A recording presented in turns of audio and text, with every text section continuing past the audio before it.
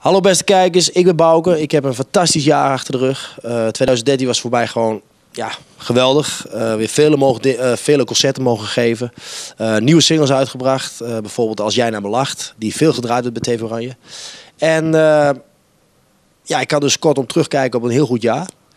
En we gaan in 2014 gaan we weer druk bezig. Want we gaan in februari, 22 februari, geven we een Las Vegas concert. En dat gaan we doen in het Hampshire Hotel in Emmen. En dat wordt helemaal in de stijl van Las Vegas. Dus we gaan een groot orkest zetten we neer met een band. Strijkers, blazers, noem het maar op. Alle toeters en bellen. En als je daar naartoe wil, dan moet je even kijken op de website www.bouke.nu.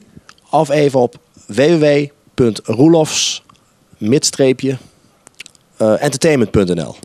Dus wil je daar naartoe, dan moet je daar even op kijken.